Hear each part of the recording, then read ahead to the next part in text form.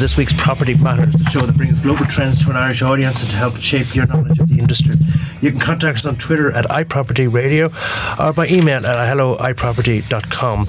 Your host today are myself, Bryan Fox, and beside me is Tallon. Thank you, Brian. We have another interesting lineup today ahead with some great guests, but I want to give you just a look at some of the things that are going on in the property market over the past few days.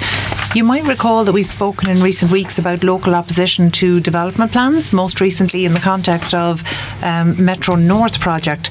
Well, this time it's the Chapel Lizard residents who have galvanised to block a social housing complex on a site formerly used as allotments. The social housing planned is designated as strategic housing and as such does not need to engage in the usual rounds of public consultation and can go straight to An Bord Pleanála. One local resident is quoted as saying, "Local democracy is dead in this situation because we have no planning process to avail of, and as we would with another development, so the only option we have is now to appeal this to judicial review the council's decision and use emergency legislation." So the local residents there are feeling slightly pushed into a corner, so we'll keep a watching brief on this and let you know how matters progress. Also last week it was reported that the Rebuilding Ireland 3-year home loan fund had run dry within 12 months. Now this was hotly refuted by the department, but now it appears that Fingal have actually stopped accepting applications for the government home loan after it transpired that the Dublin North Council has already approved loans worth more than 57 million. So that means Fingal had actually allocated more than 25% of the total fund available. Also, you might recall last week we talked about data centres as a huge growth sector of the construction industry, and that was following a publication of a Host in Ireland joint report which showed that the sector is expected to hit 1.3 billion in 2019. But news broke earlier today that Clare County Council has rezoned land for a 400 million data centre outside of Ennis. So this 1 million square foot centre will be the largest in the west of Ireland since the ill-fated Apple facility that never actually happened. So it'll be interesting to see what happens there.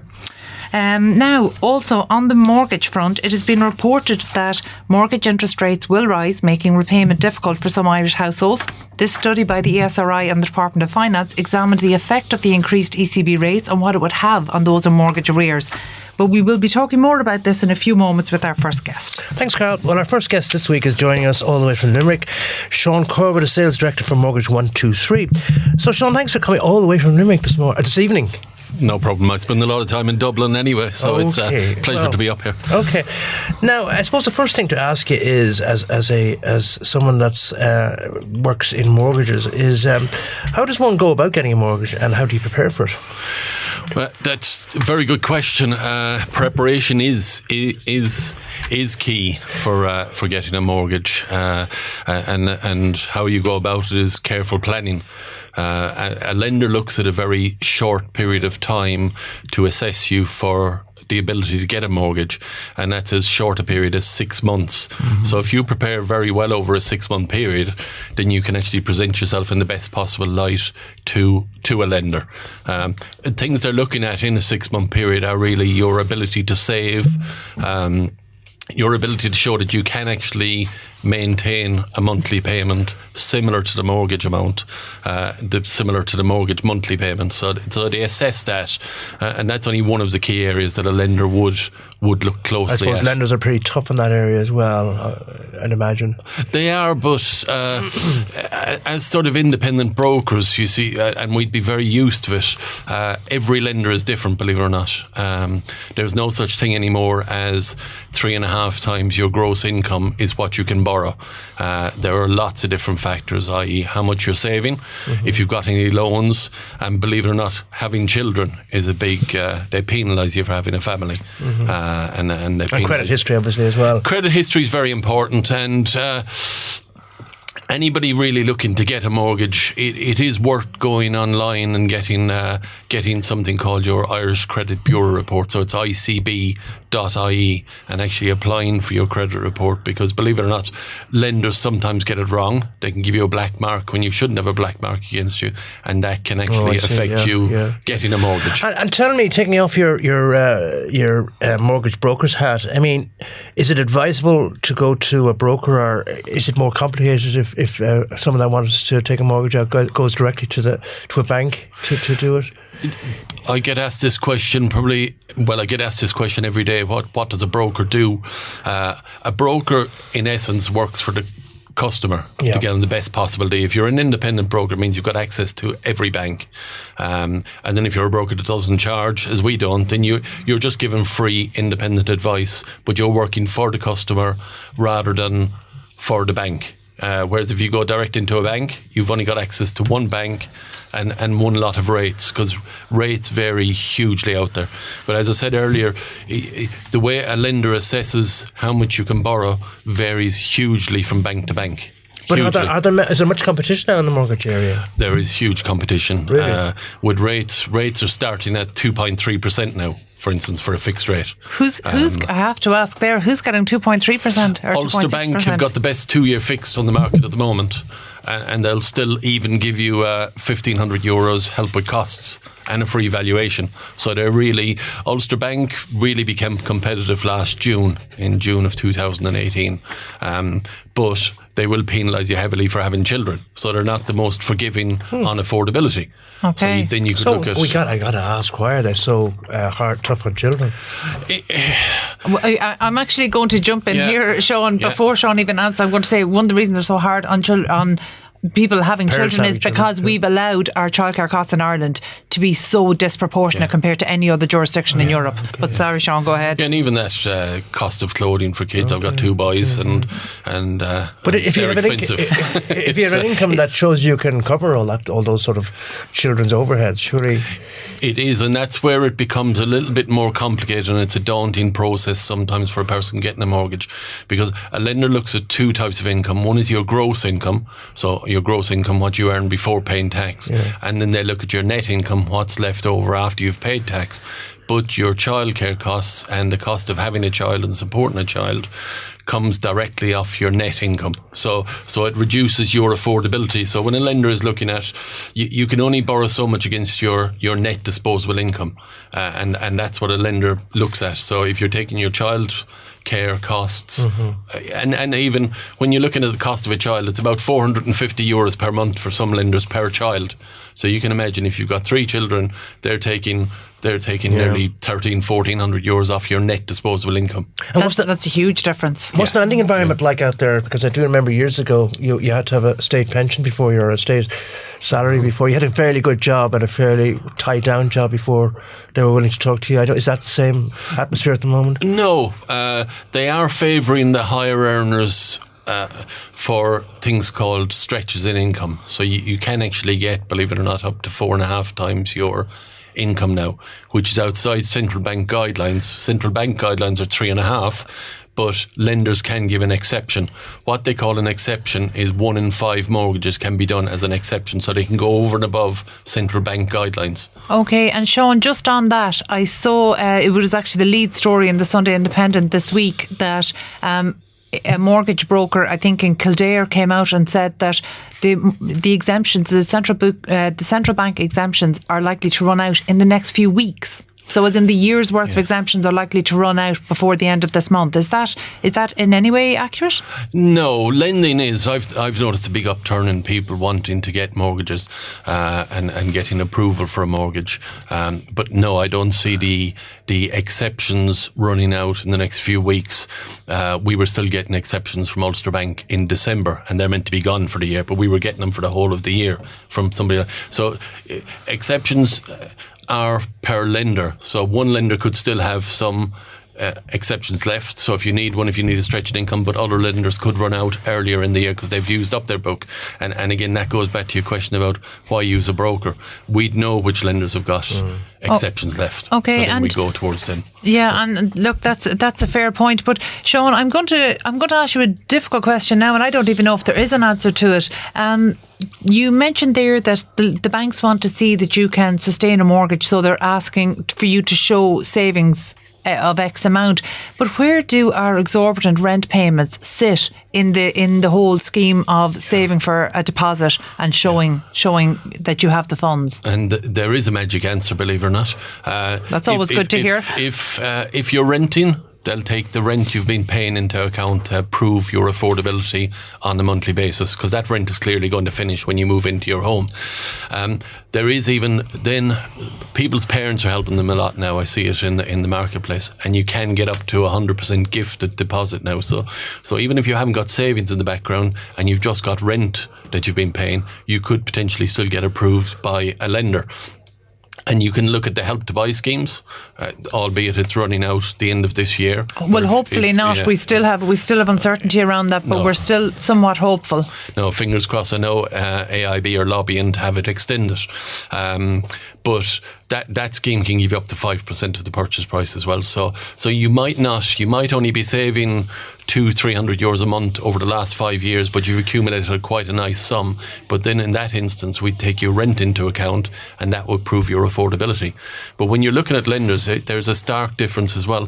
For instance, Ulster Bank, if your new mortgage was going to be €1,000 a month, you've got to prove that you're able to, you've been paying €500 a month. If it was permanent TSB, if it's going to be €1,000 a month, you'd have to demonstrate you've been used to paying €800 a month. So there's a huge difference lender to lender. Huge. Okay, but so I suppose that's the value of an independent broker that's going to shop around and actually explain the differences, because obviously for first-time buyers, they're just not aware of that. And I think for a lot of first-time buyers, certainly they will go to the bank that their parents or that they themselves, I mean, look, I'm talking about their parents. This was probably a decade ago when our first-time buyers were in their 20s. Yeah. Now these are people that have a 20-year relationship with the bank by the time they're applying for a mortgage. Yeah. But, okay, you've mentioned there the requirements for 6 months. How is that different if you're self-employed? Well, self-employed, same applies if you're looking at your monthly affordability to demonstrate you've been saving for a 6 month period. They'll still look at 6 months bank statements to look at your how you conduct your own personal affairs within your bank account. And they go into that in quite some depth, which I'll come back to in a second. Self-employed, you really look over the last 2 years on your income. So what have you declared on your accounts over the last 2 years? And then you take an average of the last 2 years as how they'd assess your income multiples. But then lenders vary hugely. Again, if you're a limited company, they can take your drawings into account, plus your net profit, plus your depreciation. But only some lenders allow that. So it's... and is it difficult for self-employed people to get mortgages? It's a little bit more difficult because nobody likes paying tax, but they go on your income before tax, not on your gross before deductions, i.e. before you have all your write-downs. So, and a lot of people get that wrong. They think their self-employed accounts are showing 50k, for instance, on their gross income, when it's not. It's probably 25 after you take all your deductions off it. So it varies. You need to look very closely because and a bit more difficult, but not undoable. Again, we do a lot of self-employed people. Could you just go back to the 3.5 we're talking about there with the central bank, a year limit on the mortgage? Any sign of that to any expansion on that? Do you think at the moment, or is it any noises from government in relation to that at all? No, and I think it is a little bit unfair because they're doing it's 3.5 times your income, whether it's a single income or a joint income. So, and I get a lot of people complaining who haven't got a partner and saying, well, I can only get an apartment for 200 when my sister's married and she can get an apartment for 400 because they're taking both incomes into account. Is it effective, do you think? Is it effective in terms of reducing people going into the market to buy at the moment, or is that the effect it was intended to have? Yeah, there are as we spoke about, there are exceptions, so you can get more than 3.5. You can get up to 4.5. 4.5. So you're saying it is responsible lending in the what lenders call responsible, but it's 3.5. You can get a lot now, and you might have seen, Sean, that Cork developer Michael O'Flynn was quoted in the papers just over the last few days saying that the 3.5 times income cap is really quite restrictive, and realistically it should be 4.5. What do you make of that? Well, clearly the central bank are allowing 4.5, but where does it stop? It's we clearly love the people to borrow as much as they like, but what people forget very quickly is you can borrow the money, but you've got to give it back at some point. And what about supply though as well? I mean, are there sufficient houses out there in the market to? No, there's a little bit of, I find a little bit of panic buying at the moment. Oh, dear. Why? Because there's such a short supply of a particular type of property. Right. I find the 200,000 to 500,000 mark, there is panic buying around those type of properties because they're few and far between. We had a gent trying to buy in Naas during the week, and the house was on the market for 340 and it ended up going for 420 in Naas, County Kildare. That's it. So it's the one thing we haven't touched on so far is switching lenders. Is that difficult to do? Is it worth it? I mean, it's like switching banks. It's a fairly switching. It can. You're still supplying the same paperwork as if you're applying for a new mortgage. So the paperwork side of things can be a little bit daunting. Really? However, it is worth doing. If you're paying a rate of in excess of 3% at the moment, you should really consider switching because you can make some considerable savings. And what we're doing mostly now, rather than people saving on a monthly basis, we're actually taking years off their mortgage. So you could come to us for a switch. You might be on 27-year term left. We'd save you sufficiently, so you're now have 23 years left on your mortgage. So it's worth gathering a little bit of paperwork, finding a broker to do the heavy lifting, and then for the sake of just are there any penalties then associated with switching at all? There can be if you're in an existing fixed rate mortgage. That's the key one. And we're very careful on that to make sure that people know exactly. If you're on a variable rate, it's highly unlikely there's any breakage fees. But if you're on a fixed rate, there potentially could be, and we'd look at that very, very carefully because you don't want it to be a non-commercial exercise either. And really, do you use the internet much now yourselves? Do you from the point of view of brokerage? I mean, would a lender find you on the internet as such? Us as a broker, or as a broker? Yeah, we get most of our inquiries now off the internet. We have a. Well, he does have one of the catchiest titles as well for mortgages. But it could be associated too with another type of company as well. No. Well, mortgage 123. You see, we have live chats and everything on our website. So it's and we get a lot of, and people can apply online through mortgage123.ie. So very good. And Sean, before we let you go, I'd really like to add some value here to people who are thinking of buying this year. The 6-month lead-in time. Can you give us a few tips just of what buyers and potential house hunters should be doing to prepare? Yeah, they should be looking at their bank accounts and don't be afraid of sort of going to the wire on your personal bank account, but be careful of things like online gambling. Believe it or not, lenders hate it. So I know we're in Cheltenham week, so that's probably quite appropriate this week. So avoid online gambling. Make sure if you're paying rent to make sure your rent is coming out of your current account, and make sure you save as much as you can on a monthly basis to show your ability to a lender that you're a good prospect for them, because they will look at the 6 months and look at how well you maintain your accounts and so on. And I presume restrict all those Americanos out. Yeah, you can't live for 6 months. That's the key with getting a mortgage in Ireland at the moment. It's you live after you've moved into your nice new home. So that's the trick, because money is cheap now at the moment. You can borrow €500,000 over 30 years at 2.3%, and it's going to cost you, believe it or not, less than €2,000 per month. So money is cheap. Great, Sean. Some very interesting information there. That was Sean Corbett, Sales Director from Mortgage 123. Stay tuned. After the break, we have Darragh Lynch of Darragh Lynch Architects. Dublin South FM. Oh, will you look at them go? I wish I had their energy. They're good for the soul though, aren't they? I can't imagine life without Lucky.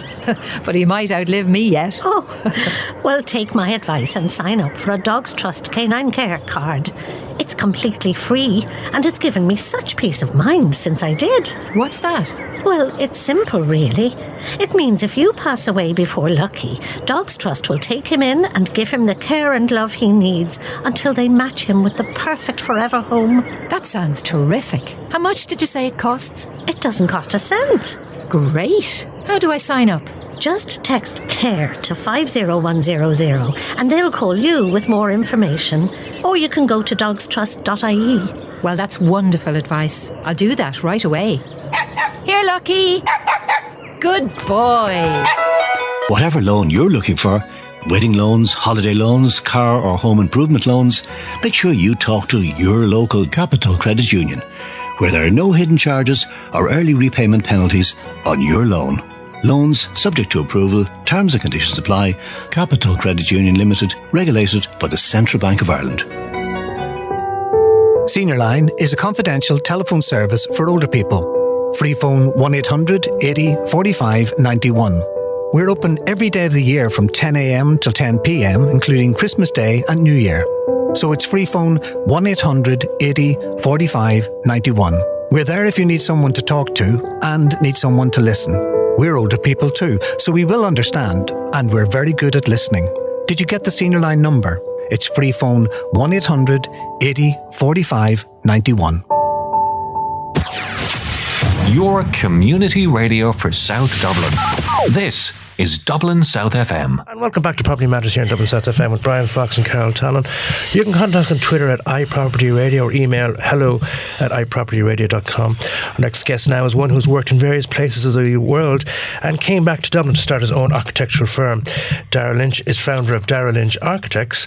You're very welcome to the show, Darragh. Thanks, Brian. Nice to be here. Well, let's just start by asking you, because recently you've been granted planning permission for a series of 6 mews houses in Malahide. Tell us more about those. Yeah, I'm kind of keen to talk about it because I think it's a good, positive news story about how you can use the planning system collaboratively together to get a better outcome than you ever would if you're dealing with them on your own. Okay, Darragh, I'm going to take you back a step there, because there will be people listening maybe that aren't aware of the project you did and that didn't read that fabulous feature in the Irish Times you had last week. So you might just explain from the start what the project was and who it involved. Yeah, so there's a mews lane in Malahide, and it had permission for 2 or 3 houses on one side of the mews lane. So a planning precedent was set for that side of the lane, but on the other side of the lane there was no such precedent. And one of my future clients applied for planning permission on his own. He did a solo run and it got refused planning permission. And one of his neighbours came to me and said, this guy has got refused. Does that mean that we're all goosed? And I reviewed the planning file. I reviewed the reasons for refusal. And there was 3. There was one to do with design. There was one to do with traffic. And then there was one to do with precedent and collaboration and so on. So I told them that I don't think that you're goosed. I think you can get permission here, but you need to collaborate with your neighbours. And in a lot of different places around the country, there was a very adversarial attitude to planning. People were very defensive and very aggressive in making their defences, and it wasn't a usual approach. So what they did was, as a group, was they came together as a client body of 6 neighbours, all side by side, and they engaged with me to develop a master plan for the mews lane. So what we did was we generated the design for a generic house, knowing that house needed to fit the needs of 6 completely different individuals in the future. But we set up a template on the road to make a street, to make a road, to deal with the drainage, to deal with the traffic, and to deal with the height and the scale of the development. So the planners actually were very positive and very helpful. And the reason they were helpful was because it did most of their work for them. Well, as well as that, you were presenting as almost a property development group for all the world. So you were handling the issues that normally planners individually would need to do with all different applicants. And I presume they knew that there obviously wasn't going to be local objections on that particular stretch of lane. Yeah, well, it's funny. There were objections from people who'd been granted permission on the lane, which is kind of extraordinary to one extent, and there was very vigorous objections by their neighbours that were facing them on their if you like, on the other main street, a block across from the Mews Lane. And like very many areas of Dublin, there was a group of people who were very aggressive in their attacks on any change. And I understand that change is challenging for people, but we worked very hard with our neighbours trying to demonstrate that the change was minimal and the effect it was going to have on people. But I presume from the other point of view that a lot of this was essentially infill, which means if the local residents hadn't come together to develop it, it was likely it was going to be eyed up by a property developer to come in and develop. Well, probably not, Carol, because there were 6 individual sites, so it's very difficult for a developer to come in and negotiate all that together. That was the beauty of this project. Yeah. Because all our client meetings was with all 6 people all around the table. They were able to roll up their sleeves, and I'm not saying it was an easy process. There was very difficult challenges, which we might come on to, but they were able to collaboratively work together. And the secret of it was the goal, the prize at the end of the day, was always bigger than the problem that we were trying to solve.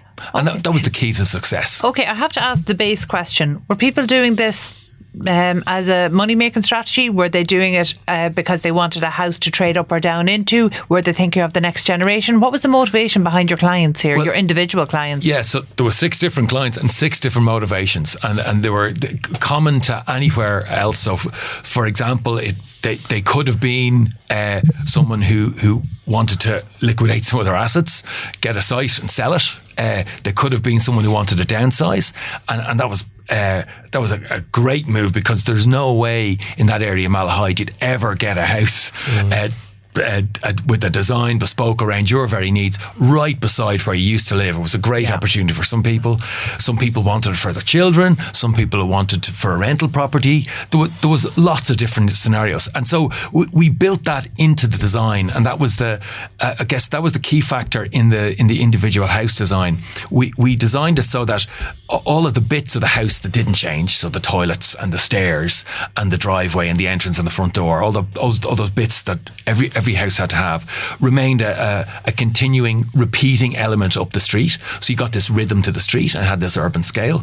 And then the bits that could change, or the people wanted to change, so the living rooms and the bedrooms, they were squishy, and we could make them bigger or smaller depending on people's needs, without disturbing the overall feel and rhythm of the street. So that was quite a good strategy. And that's an interesting one, because you mentioned that one of the earlier grounds for objection, by rejection, by planning, was design. I know you mentioned traffic as well, but design. So what in the past had failed in terms of design, and how did you correct it? So there was a big thing. The main houses to the Mews were in an architectural conservation area, and the big issue was the size and the scale of the intervention, and the number of them. So that was, and of course, when people go for planning permission, they always want more than they're allowed. So it was a constant process of trying to get back to a place where the planners were going to be happy with it,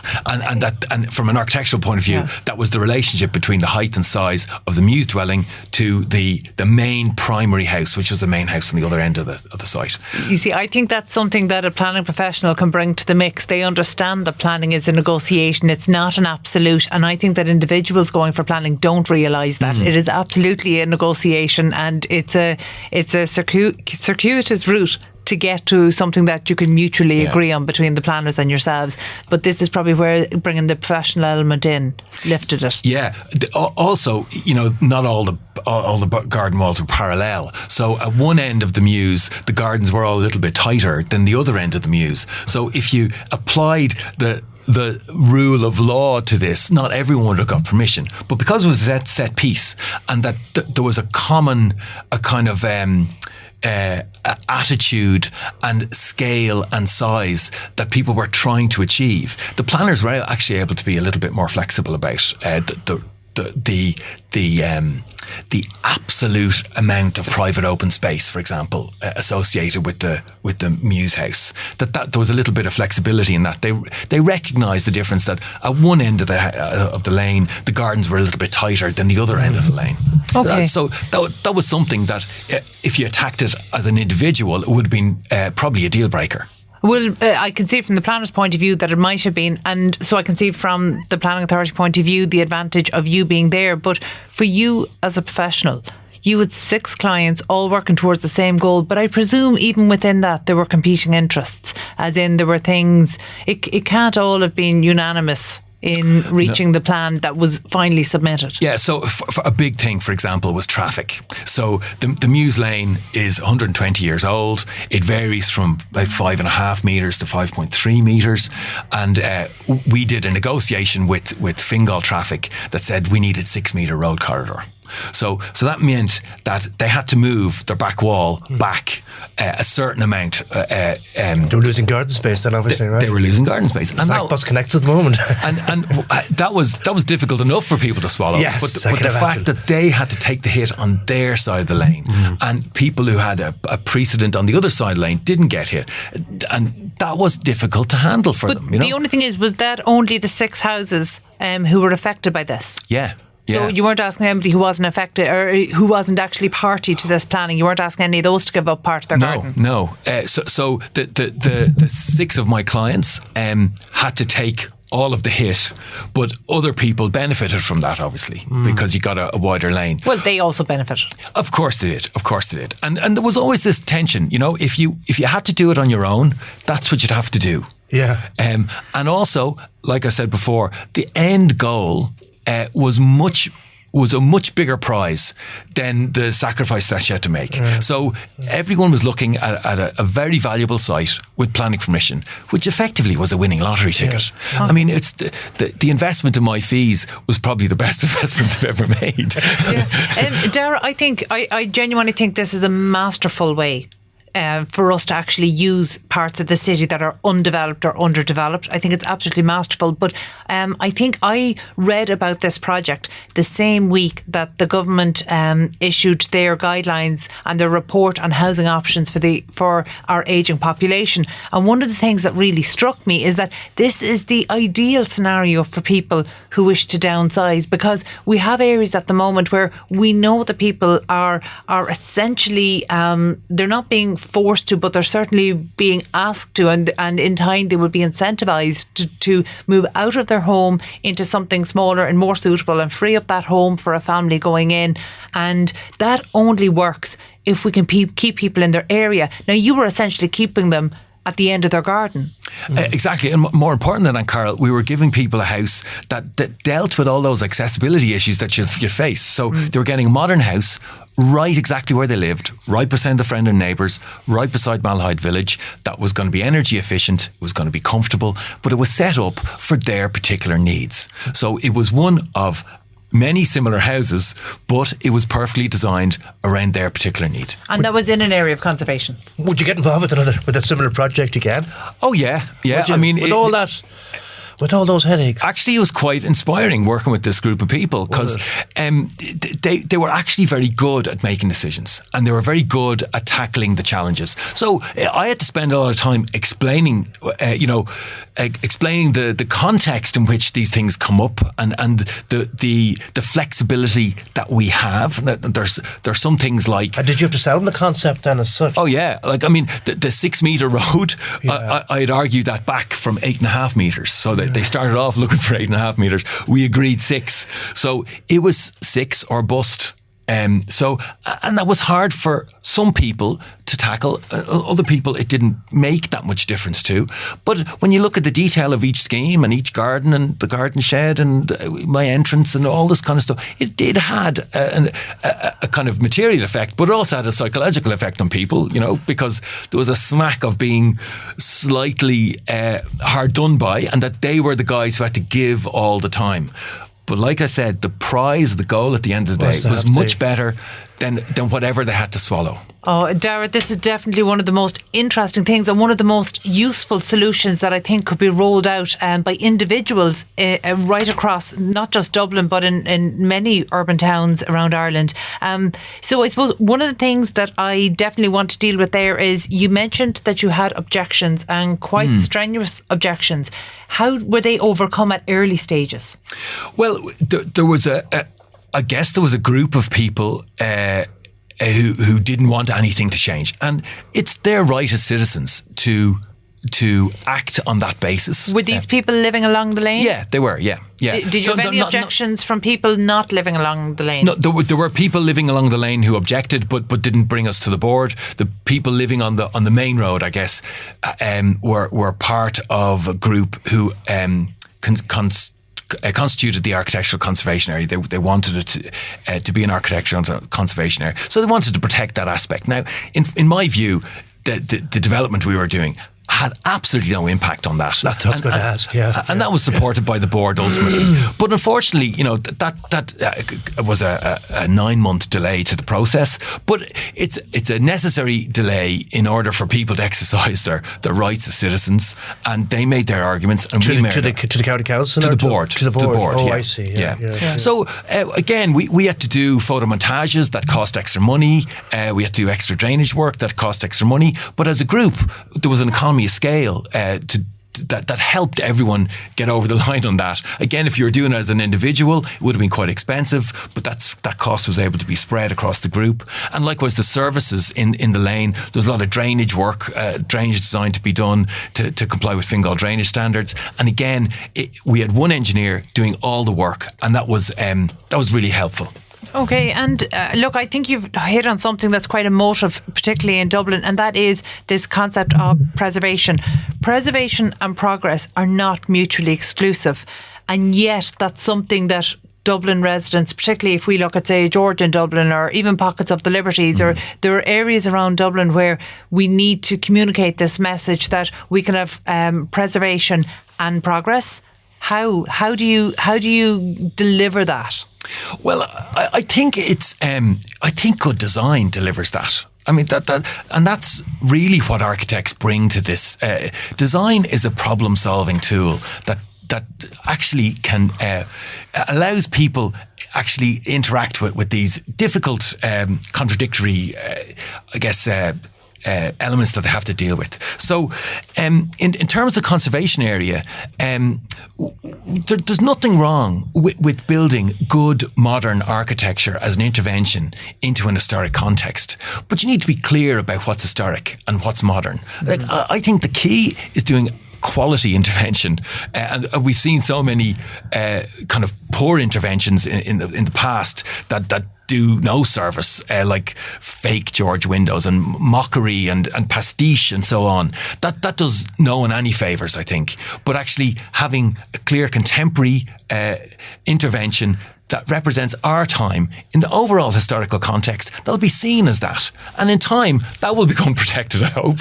And so the world turns, that's... Look, it's a part of urban living as well. I think sometimes we need to get on board with the fact that if you're living in part of a dynamic city, that it is ever evolving. Mm-hmm. And in fact, last week we were involved in debating the skyline and the raising heights in Dublin, and the same issue came up. And Darragh, I have to ask, have you visited the new number 1 Sir John Rogerson's Quay? No, I haven't.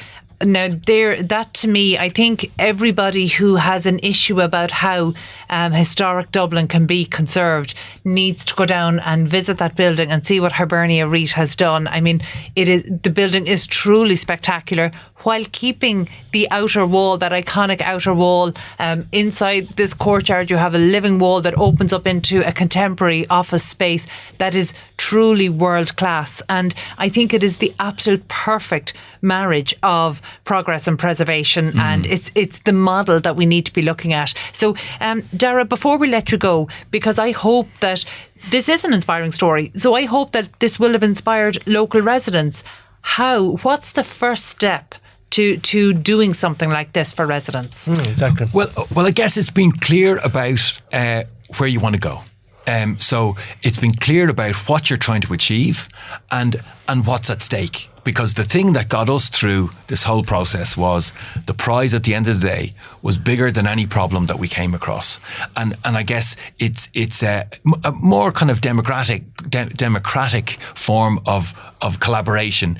If you can see everyone else around the table is willing to take the hit and make a hard decision and move on, it makes it a lot easier for you to do that as well. Yeah. Okay. Thank you so much. You're very welcome. From Darragh Lynch Architects, thanks so much for being on the show today. After a quick break, we'll be hearing from Amanda Bone. She is founder and director of Amanda Bone Architects. FM. Do you play bridge? Well, why not join us for a game at the Don Marmion House in Dundrum every Thursday from 7:30 to 10:30. We're just opposite the Dundrum Town Centre on the Sandyford Road. No partner is required and a joker available. And it's only €5 per person, including light refreshments. That's bridge at the Don Marmion House in Dundrum every Thursday, 7:30 to 10:30. Oh, will you look at them go? I wish I had their energy. They're good for the soul, though, aren't they? I can't imagine life without Lucky, but he might outlive me yet. Oh, well, take my advice and sign up for a Dogs Trust Canine Care card. It's completely free, and it's given me such peace of mind since I did. What's that? Well, it's simple, really. It means if you pass away before Lucky, Dogs Trust will take him in and give him the care and love he needs until they match him with the perfect forever home. That sounds terrific. How much did you say it costs? It doesn't cost a cent. Great. How do I sign up? Just text CARE to 50100 and they'll call you with more information. Or you can go to dogstrust.ie. Well, that's wonderful advice. I'll do that right away. Here, Lucky. Good boy. Do you need a professional-looking website or graphics for your company? Does your current website work on all modern devices, such as tablets and smartphones? If not, you are losing business. Preamp Digital Media provides a full range of solutions to give your company the edge in today's digital world. Please visit www.preampdigitalmedia.com for all the information you need. That's www.preampdigitalmedia.com. Everything's fine on 93.9 Dublin South FM. Welcome back to Property Matters here on Dublin South FM with Bryan Fox and Carol Tallon. You can contact us on Twitter at iPropertyRadio or email hello@iPropertyRadio.com. So in studio right now is founder and director of Amanda Bone Architects and a design studio tutor in the School of Architecture. Amanda, welcome. Hi, thank you. Tell us, you build houses in rear gardens of existing family homes. Tell us about that. Well, in terms of my own practice, I've just seen an increasing number of people coming to me to inquire and build new houses in kind of side gardens or rear gardens or part of the lands of existing family homes, which it seems to be a very clever idea because at the moment, particularly in Dublin, trying to find a site for one, it's impossible. Of course. And then trying to purchase a site, I mean, it's just going to be extremely expensive. So what a lot of parents are doing is handing over or giving over a slice or selling a part of their site. And as well, I suppose a lot of the housing developments that were developed in the 70s and 80s have much larger sites than you'd find at residential housing schemes now. So particularly with corner sites. Yeah, of course. Thank you, Amanda. And are you seeing this more because in the last couple of weeks we've been talking a lot about since the government issued a report on housing options for our ageing population, we know that people need the flexibility to be able to trade up as well as down. But we want to be able to keep people within their own communities. So obviously building on infill sites that they already own is an obvious solution here. So you mentioned there that they're doing it for the next generation. Have you come across many people who are actually using this excess land to build something maybe that's more geared to them as they age? I do actually, and some clients are looking to build a smaller home than they're in, and then in that case, people are generally looking to build a new build, and once that's finished, then to sell on the larger family home. Whereas the younger clients who are doing it, I suppose they see it as a more cost-effective way of having a home in an area, yes, that they did grow up in, and that they want to live in. But I suppose the one thing I'm seeing is that people in general don't have a clear understanding of what it costs to actually build their own home. And a lot of people think that it's actually cheaper to build than to buy. And so most of my queries and discussions with people relate, around the cost, because people are well informed in terms of what a 3, 4, 5 bedroom house in the particular area where they're from costs to buy. Yeah. And yet they think that by building themselves that they're going to save money. They may have been given a site, but in terms of actually building, it's not going to be any cheaper than actually buying a Is that site. the reality at the moment, that even if you're being gifted a site, you can't build a house cheaper than you would buy it in Dublin? I'd have to say yes. I mean, I've one example of a house that's going to be finished actually in the next 2 weeks, but it was tendered out over 2 years ago. So just before everything turned and where building costs became a lot more expensive. And in terms, the tender, they got a good tender, and the house will be finished, and it will probably be worth twice what it cost them to build. But they're purely the exception. Okay. Can I ask where that is, Amanda? Where are they? They're based in South County Dublin. Okay. But that is purely an exception from anything that's been built now. Due to the cost of the building, if you want to get something that's of good quality construction, well, then it is no cheaper than actually going out and buying a house. But the advantage of it is that, you know, most people only do this once. It's an enormous investment, and you're going to get a house that's unique and that's very much tailored to you and your family, because people who are buying the kind of the developer built houses, they can generally find, you know, they're not within a year or two, they're looking to actually do more work to their house because it doesn't quite suit their needs. But the advantage of a one-off is that you're getting something, as I said, that is completely tailored. Custom built, basically. Custom built. Well, I think as well as that, first-time buyers, when they move into a home, most people, even if you've been renting independently for 10, 15 years, owning your own home is slightly different. And I think there is an element of not actually knowing what your requirements are until you're in it. And I think that's why sometimes first-time buyers don't have a very good or very clear idea of their property and how they're going to use it. Whereas when you have people who've been living in their own home for maybe 10 years, they've spent much of those 10 years planning how they would do things slightly differently. So, Amanda, are your clients, would you have many first-time buyers, or do they tend to be people trading up or down?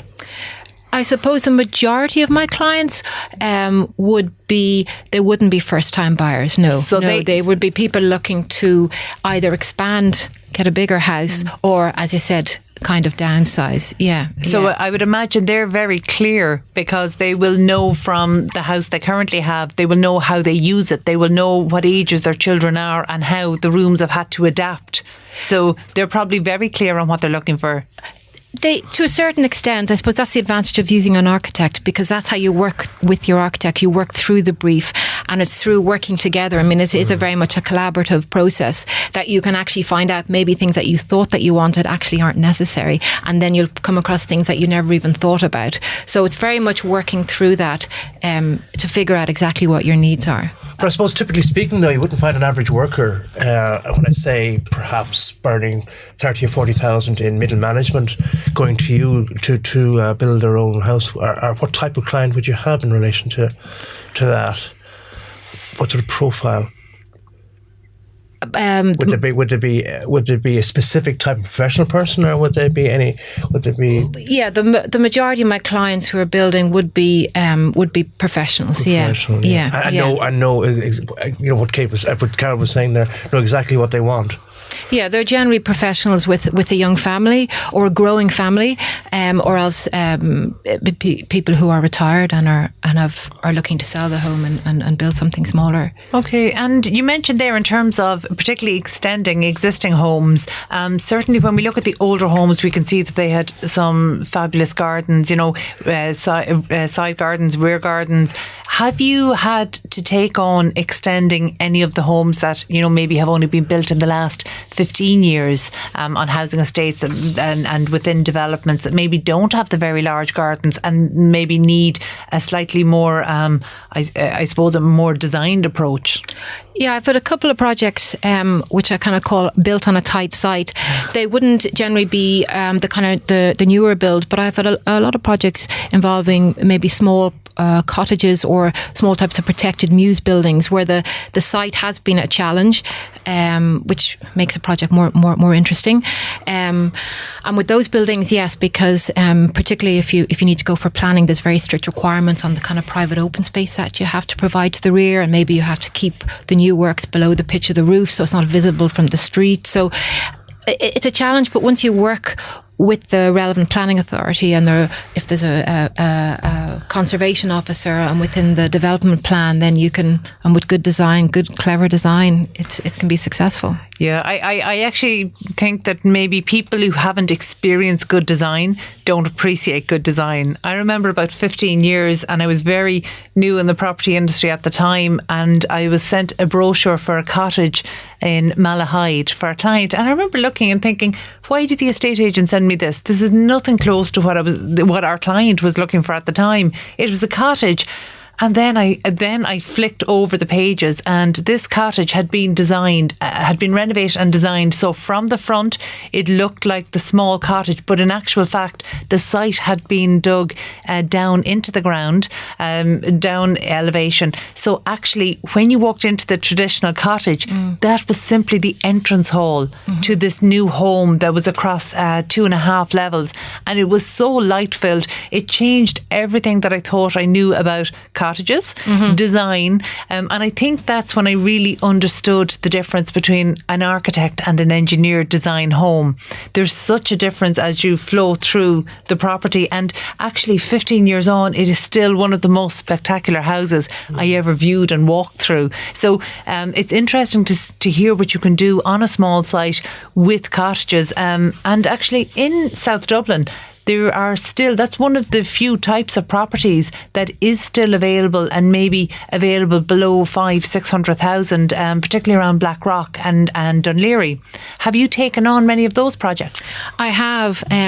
There's some fantastic cottages, and again, to be honest, you can do whatever you want with them, subject to the budget. So at the moment,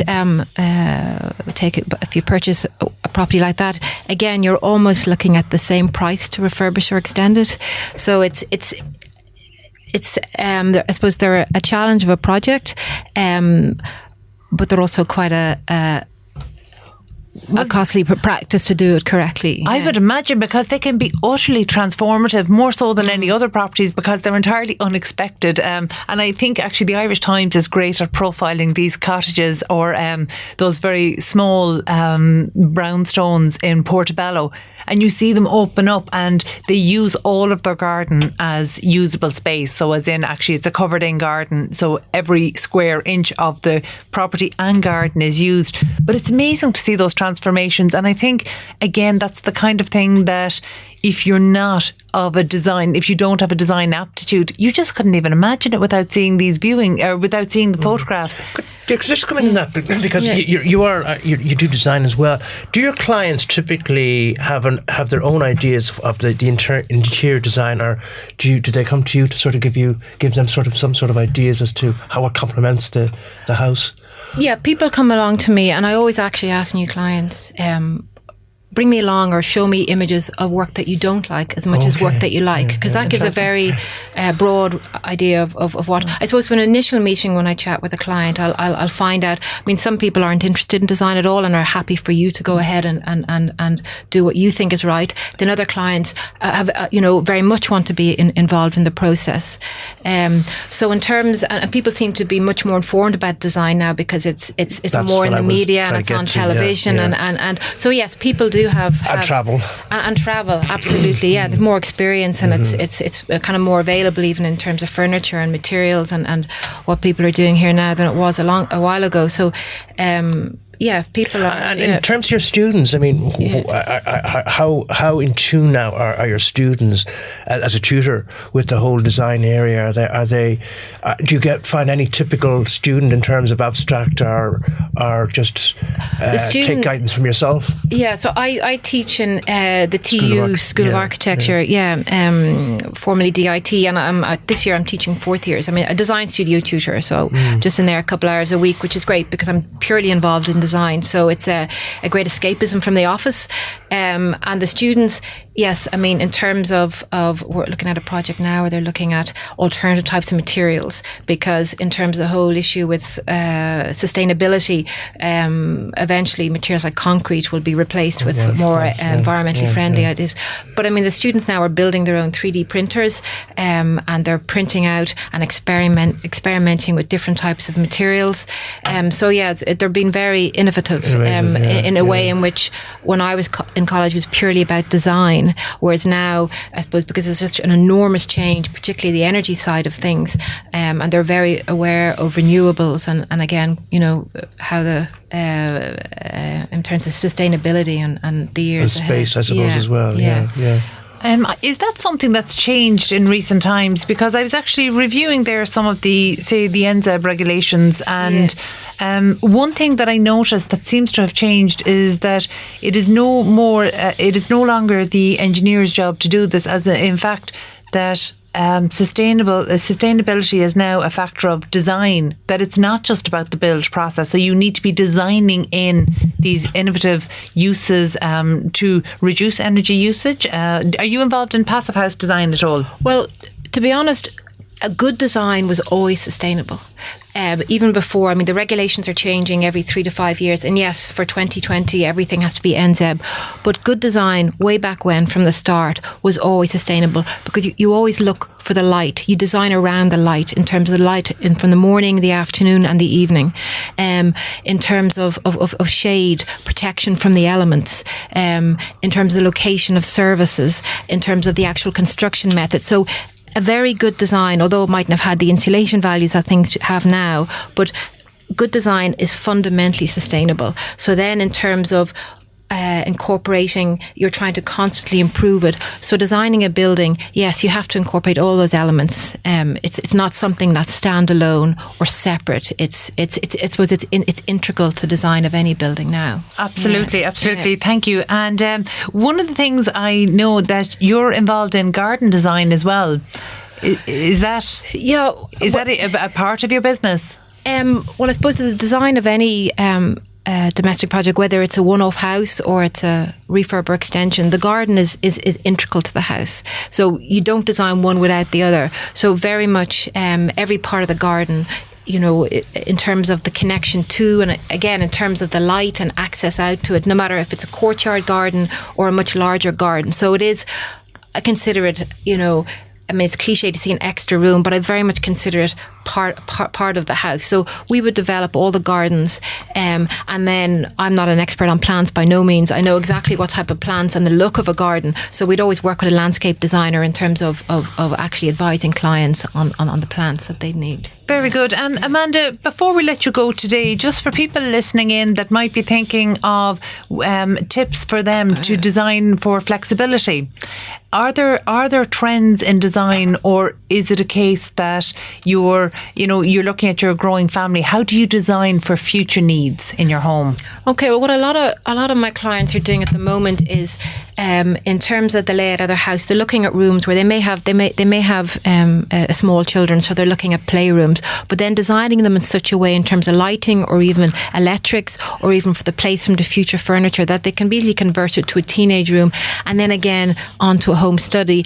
And to be honest, a lot of my clients' children are going to be with them till they're 40 years of age before people can buy a house in the future. So again, a lot of people are looking at considering the size of bedrooms and then maybe ensuite bathrooms or even parts of the house that could be accessed separately. And then a lot of people are putting in accessible bathrooms and bedrooms on the ground floor. So in terms when they get older themselves, they may be able to just live on the ground floor itself. That's excellent. Amanda, thank you so much. There's actually so much there to take in. Thank you. Thanks so much, Amanda. That was Amanda Bone, founder and director of Amanda Bone Architects. And as Carol was saying, thank you so much for being with us today on Property Matters.